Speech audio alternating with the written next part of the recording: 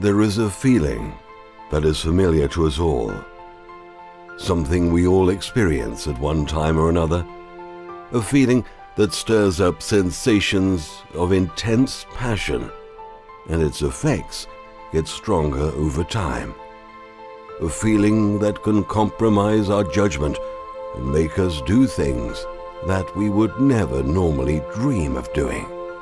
A feeling so powerful that it can compel us to perform heroic acts, and its causes can even be worth dying for.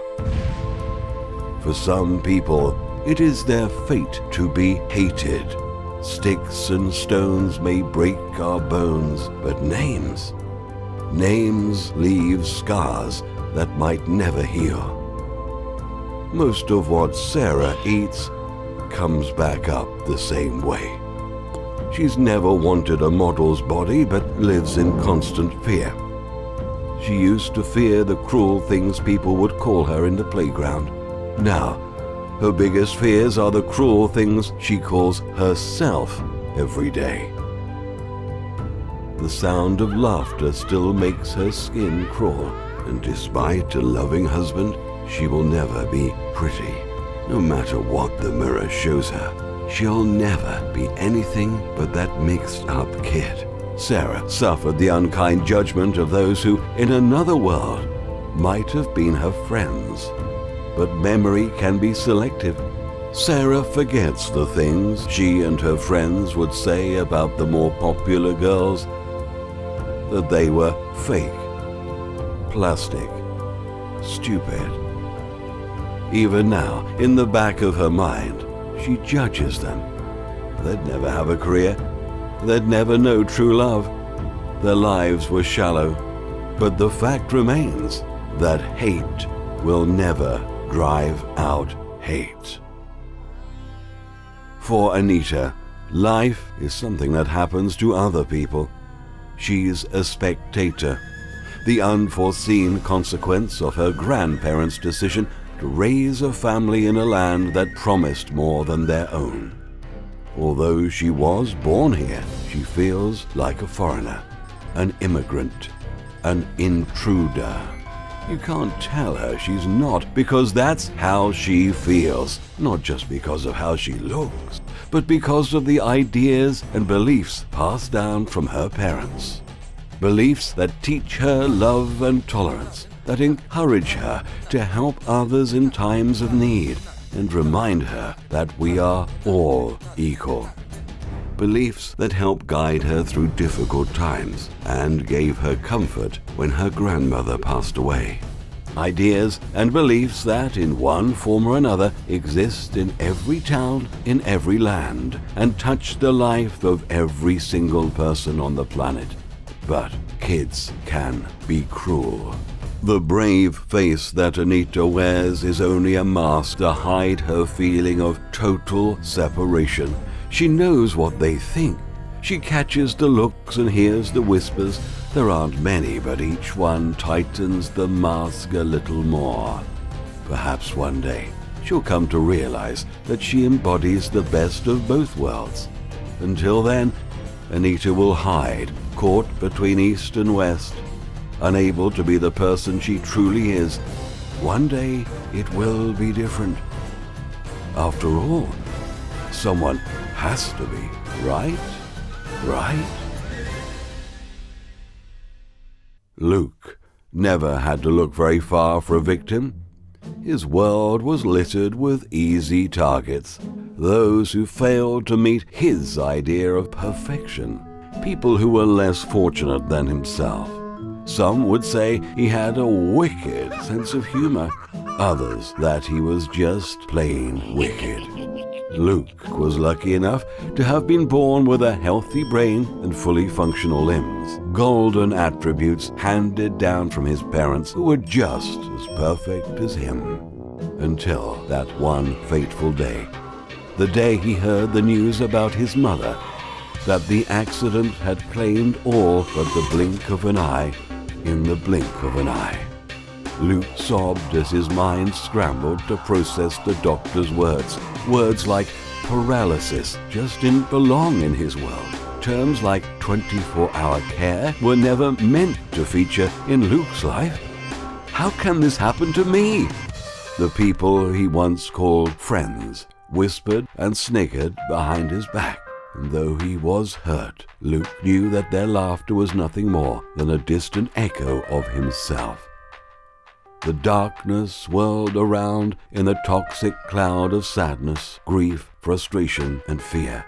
His perfect family, his perfect life, gone.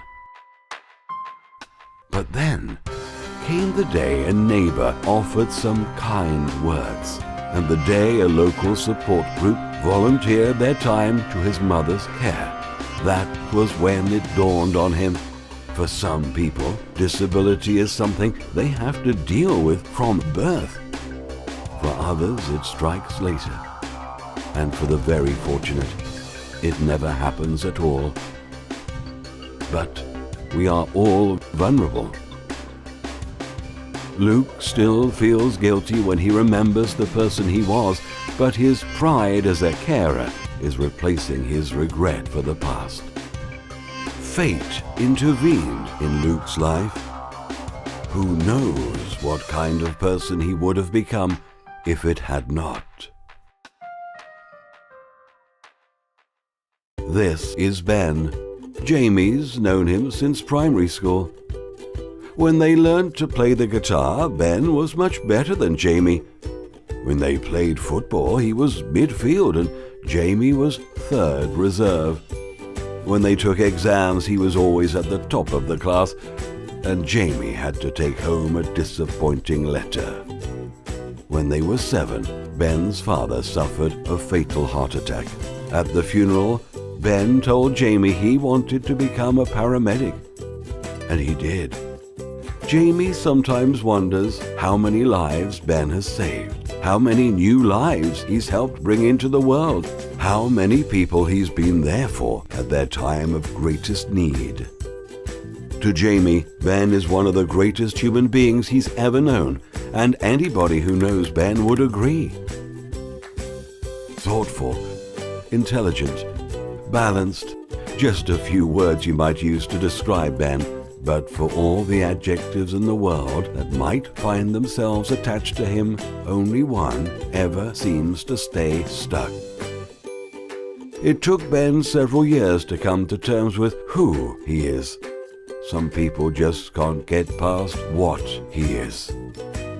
Labels may well describe what you are, but they will never define who you are.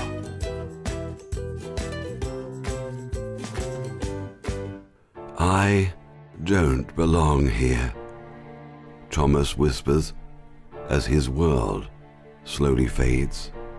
The warm sensation of trickling blood a welcome distraction from the cold concrete on which he lies. The blurred images of his assailants, the last his eyes will ever see. The echoed shouts of abuse, the last he will ever hear. And as his young heart beats its final beat, his final thought is of the most precious thing he has. Thomas was born into a community of people who for centuries have lived on the edge of society, a race of people whose traveling lifestyle was shaped by the pull of available work and the push of persecution. Thomas was 10 years old when he asked the question, "Dad, why are we gypsies?" "Because we were born that way, son. Be proud of your roots." But Thomas grew to realize that heritage can be a heavy load to carry. His father was a successful businessman, his mother a nurse, but still they felt judged by their culture ahead of their careers. His home was made of bricks and mortar, and yet they mocked him for living in a run-down caravan. His grandfather died on distant lands protecting his country, but to the outside world they felt like outlaws. And as much as they wriggled and twisted to claim their due respect, it was a never-ending battle. The prejudice was too deep-rooted. They would not listen. They could not understand. Difference, nothing more than that. prompting such hatred and anger. The battle was lost for Thomas. It would end here on this concrete. A life filled with love and kindness, cut short because of ignorance. Think about that for a moment. There is a world out there, many miles from this one. This world is called Xerox. At first glance, you'd be forgiven for thinking that this place is like Earth, but when you look closer, you see that it has one big difference. On Xerox, there is no difference. There is only one type of flower and one type of tree, both green as there is only one color. Trips abroad aren't necessary, as everywhere looks like home. The fashion is simple, since trends don't arise. The music is exquisite, but there is only one song. There is no female, nor male, no black, no white, no Muslim, no Christian, no fast, no slow, no big, no small. There are no politics, no wars, no debt, nor famine. None of the problems brought about by the fear of difference. Since everyone and everything is truly equal. As they gaze upon Earth through a powerful lens, they see a vibrant world much different to theirs, a world of cultures, belief, music, art, sport, science, a world of dazzling variety.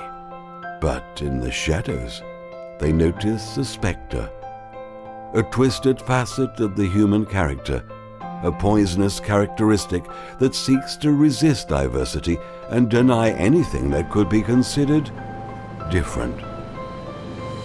Discrimination, persecution, hatred, and in its wake a trail of misery, destruction, and despair. So much to celebrate, yet hopelessly blinded by judgment.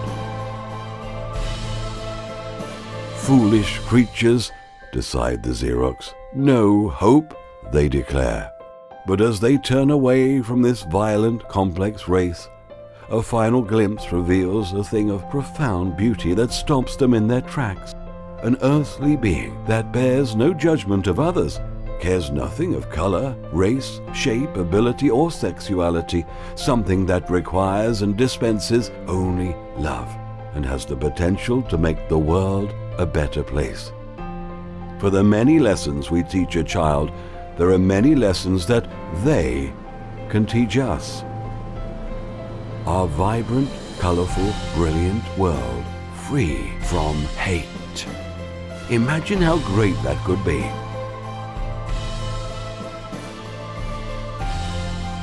We can all make it happen. It's up to us. It's up to you.